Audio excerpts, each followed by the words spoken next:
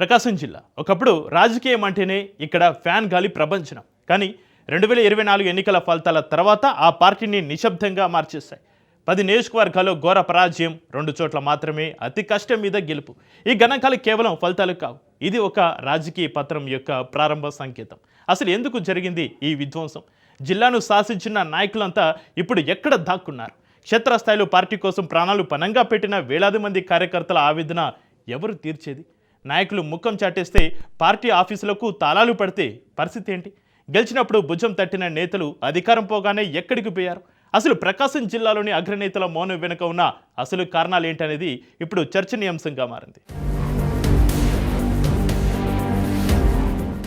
అధికారం పోయిన మరుక్షణం నుంచి ప్రకాశం జిల్లాలో ఎక్కడ చూసినా ఒకటే మాట, నిజంగానే మన పార్టీ సగం ముగిసిపోయిందా అని వైసీపీ కార్యకర్తలు పదే పదే మాట్లాడుకుంటున్నారట. 5 ఏళ్ల పాటు అధికారం చేతిలో ఉన్నప్పుడు ఆందోళన ఎక్కించిన నాయకులంతా ఇప్పుడు కనీసం ఫోన్ కూడా ఎత్తుకపోవడం చూస్తుంటే క్యాడర్కి దిక్కు లేకుండా పోయిందట.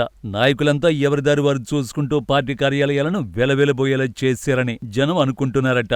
ప్రజల గురించి గాలి కుదిలేసిన నాయకులు స్వార్థ రాజకీయాలకు తెరలేపారని, ముఖ్యంగా మార్కాపురం, గిద్దలూరు నియోజకవర్గాల్లో అయితే ఈ స్వార్థం పరాకాష్ఠకు చేరిందని టాక్ వినిపిస్తోందట.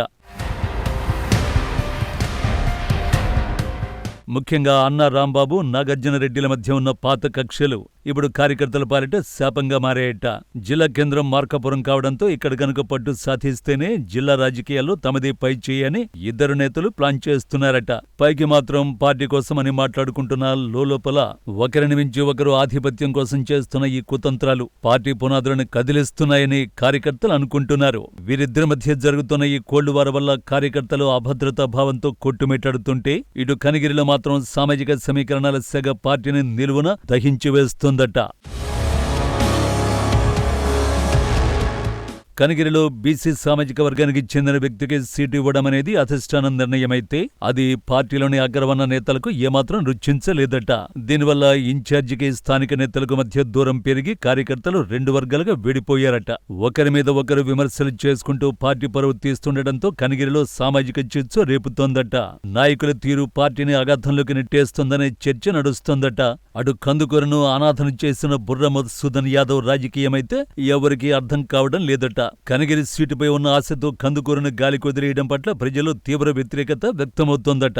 ఒకే నేత 2 నియోజకవర్గాల్లో పట్టు కోసం చూస్తూ తన కింద ఉన్న క్యాడర్ ఏమైపోతుందో పట్టించుకోవడం లేదట.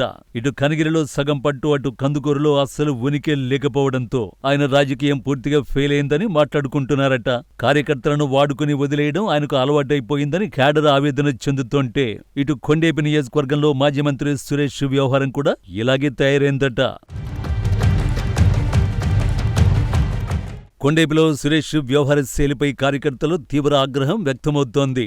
ఆయన మనస్సంతా ఎర్రగొండపాలెం మీద ఉండడం వల్ల కొండేపి నియోజకవర్గాన్ని పూర్తిగా నిర్లక్ష్యం చేస్తున్నారట. మంత్రిగా ఉన్నప్పుడు చూపిన ఆప్యాయత ఇప్పుడు ఎందుకు లేదని కార్యకర్తలు ఆయన్ని నేరుగానే ప్రశ్నిస్తున్నారట. ఆయన మౌనం, నిర్లిప్తత కార్యకర్తలను నిరాశలకు నెడుతుంటే, ఆయన కలలుగన్న ఎర్రగొండపాలెంలో మాత్రం వర్గపోరు అస్సలు ఆగడం లేదట. ఎర్రగొండపాలెంలో తాటిపత్రి చంద్రశేఖర్ వర్గం, సురేష్ అనుచరుల మధ్య గొడవలు నిత్యం రోడ్డున పడుతున్నాయట. గెలిచిన నాయకుడు ప్రజలకు వెళ్లలేకపోతున్నాడంటే పరిస్థితి ఎంతో ఘోరంగా ఉందో అర్థం చేసుకోవచ్చు. గెలిచిన నియోజకవర్గంలోనే ఇలాంటి గందరగోళం ఉంటే ఇక పార్టీ ఎలా నిలబడుతుందని కార్యకర్తలు ప్రశ్నిస్తున్నారట. ఈ వర్గపోరు వల్ల సామాన్య ప్రజలు కూడా పార్టీ పట్ల అసహ్యించుకుంటున్నారట.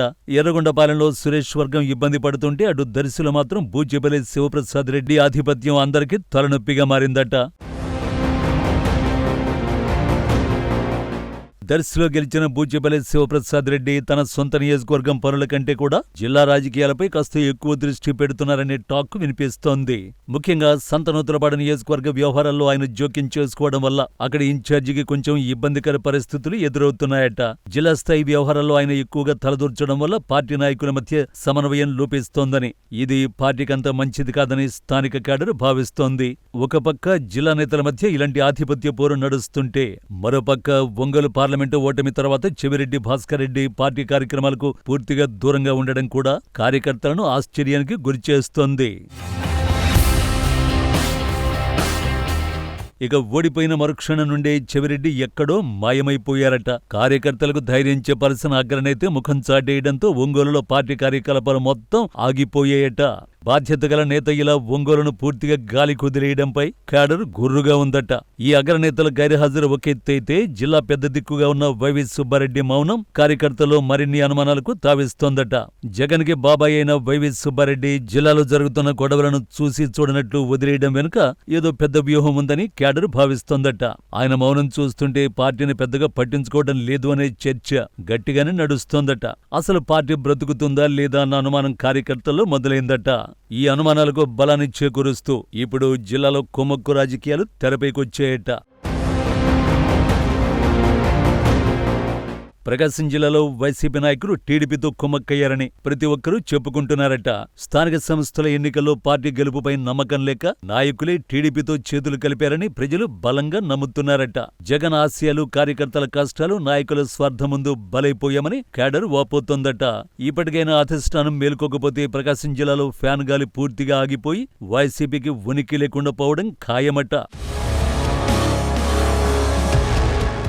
పార్టీ ప్రతిపక్షంలో ఉన్న సమయంలో క్షేత్రస్థాయిలో కార్యకర్తలకు అండగా నిలవాల్సిన జిల్లా నాయకులు ఏసీ గదులకే పరిమితమయ్యారనే అసంతృప్తి క్యాడర్లో బలంగా వ్యక్తమవుతోంది. గ్రామాల్లోని టీ కొట్ల నుంచి నియోజకవర్గ కేంద్రాల వరకు నాయకుల సమన్వయ లోపం వల్లే పార్టీ ఇబ్బందులు పడిందనే టాక్ వినిపిస్తోంది. కొందరు నాయకుల నిశ్శబ్దం వైఖరి పరోక్షంగా అధికార కూటమికి లాభం చేకూరుస్తోందని, కార్యకర్తలను రోడ్డున పడేశారని క్యాడర్ ఆవేదన చెందుతోంది. ప్రతిపక్షంలో ఉన్నప్పుడే ఏ పార్టీకైనా కార్యకర్తలే అస్సలైన బలం. ఇప్పటికైనా జిల్లా నాయకత్వం ఆత్మపరిశీలన చేసుకుని క్షేత్రస్థాయిలో క్యాడర్కు ధైర్యం, భరోసా ఇవ్వకపోతే రాబోయే రోజుల్లో పార్టీ మరింత బలహీనపడే ప్రమాదం ఉంది. మరి జిల్లా నాయకులు ఇప్పటికైనా మేల్కొంటారో లేదో చూడాలి.